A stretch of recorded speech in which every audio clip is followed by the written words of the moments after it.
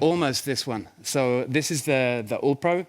It was actually the Wave Sports at that time, which was, I think it was in the picture earlier, but almost the same idea. It's a very, very simple leg.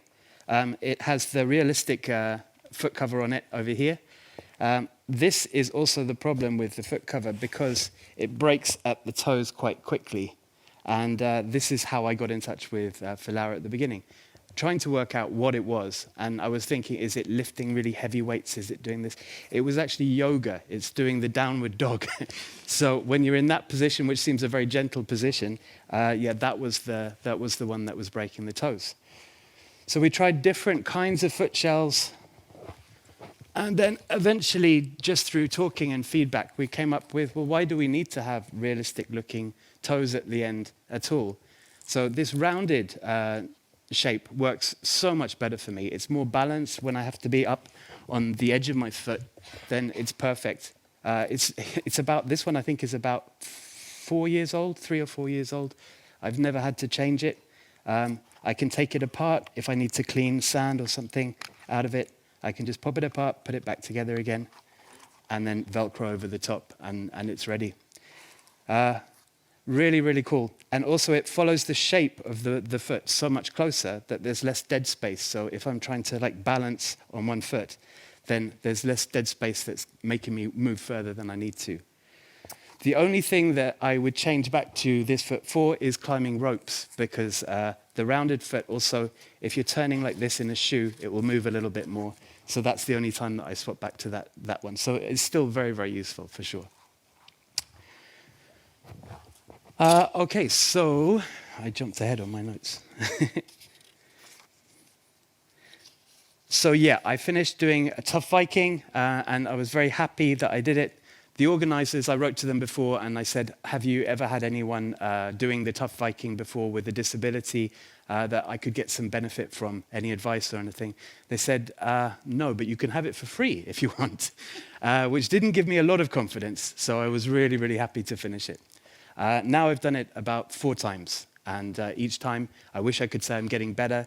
It's not. It's just becoming harder, a challenge every single time, but more and more fun. And the nicest thing about obstacle course racing, it's 8 kilometers for this race, but you never run more than maybe 1 kilometer at a time. Then it's an obstacle. Then it's maybe 500 meters. Then it's an obstacle. So it's broken up in a really easy way. And all the time, people see the leg, and they just cheer you on. There's so much support. It's amazing. Even in Stockholm, everyone is cheering you on and saying hello, even if they don't know you. So yeah, it's a really lovely thing to do. Okay, so then after I finished doing that, I was thinking, what else can I do? Because that was a really fun challenge, but it's only once a year that we do those kind of races. So the next thing I thought was kickboxing, because that's almost as stupid to do on one leg. And again, this All Pro was perfect for that. So that this time with the torsion adapter here. So if I'm looking to kick, then I'm going to lead with my shoulders, and then I need some rotation to be able to spin this way. So with a little bit of rotation here, it made such a big difference than using just a solid locked ankle. So that was a game changer. So I just put a pad over the top. It's not to protect the leg, it's to protect the other people when I kick them. But yeah, so that was then the next challenge. Then CrossFit, and I'm afraid it's true. Like the first rule of CrossFit is you don't stop talking about CrossFit. Once you start doing CrossFit, it becomes very addictive, and it's all you want to talk about. You probably know Ole Antonsson, who was here last year. He's the #1 adaptive athlete for CrossFit in the world. He wins every year, and he's so much better than everyone else. So I wrote to him. I asked how I could get involved in CrossFit, and I looked on his Instagram, of course, and I could see how he did it, and then I just slowly try and do the same things myself.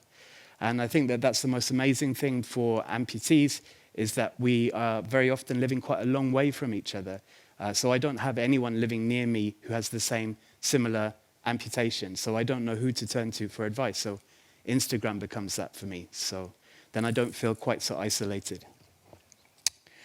The great thing for CrossFit is it's scalable. So I'm a coach now. So if I have a class and there's a complete beginner, and then there's Ole walks into my class and he's going to win the games again, it doesn't matter. They can do the same workout. I just scale it differently. Maybe I make the weights easier for one person, heavier for the other person. Maybe the movement's slightly more complicated for the more advanced. But it's the same workout, the same stimulus that you're going for, and very efficient in time. Maybe within an hour, you've had your workout that you're good for the day after that. The other thing is there's no mirrors in a CrossFit gym. It's not about what you look like when you're doing the workout, it's what you can do with your body.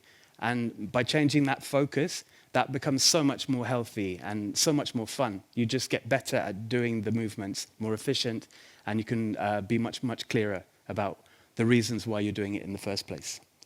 So I told you I was going to talk about CrossFit too much. No, yes.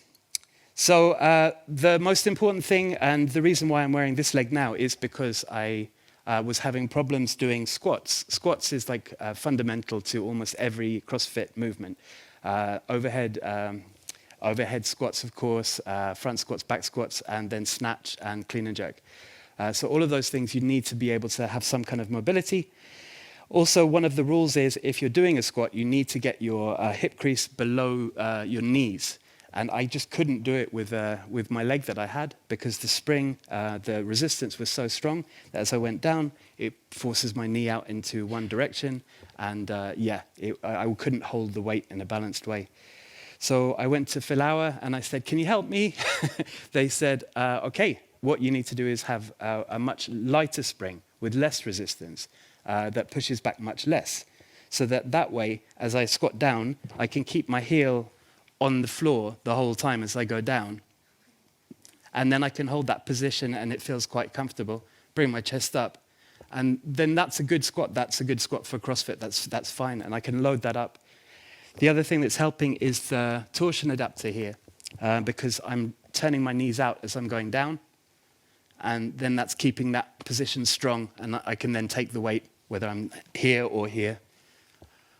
So for me, this was a huge game changer. And it was just fun to go to Fillauer with a problem and say, what do you think about this? And they say, well, we're not completely sure, but maybe this will work. Let's find out together. And I think that's the attitude I want to hear. I don't want to hear, this is what you should do. I want to hear, maybe this might be a good idea. Let's see together. And it feels a better response and a better way of working as a partnership. So yes, before I'm talking too much again. So the future, I'm competing in CrossFit. So I qualified for the semi-finals of the Wheelwad Games and the CrossFit Games. There's no doubt that Ole is going to win. He wins every time that he competes in everything. So good for you, Norway. But yeah, it's nice to just follow and just try and do the same movements and be on the same leaderboard as him is enough for me.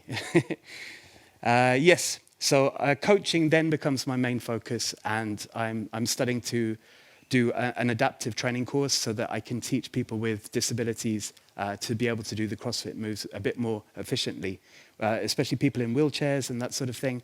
There are ways of changing all of the exercises to make them easier that way.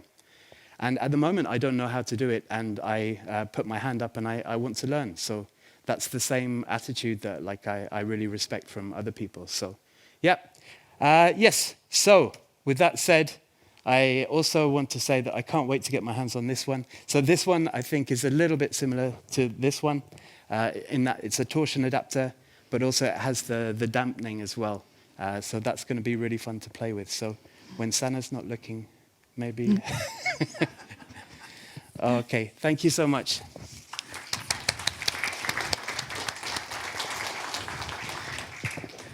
Thank you very much, Hilton. Such an interesting story, and your experience is just so helpful and meaningful for all of us, I think. And just like you said, the latest addition to the All-Pro family, so another option, is All-Pro XTS, extra torsion, extra shock. So 30 degrees of rotation, torsion movement, and also shock absorption. So jumping down or getting something hit, the shock is absorbed more of this adapter, so that not as much go up into the limb.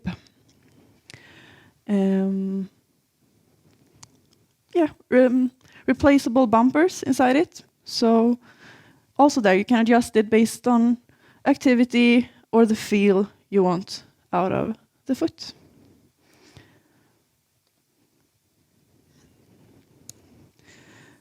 Thank you for your attention and have a great rest of the weekend.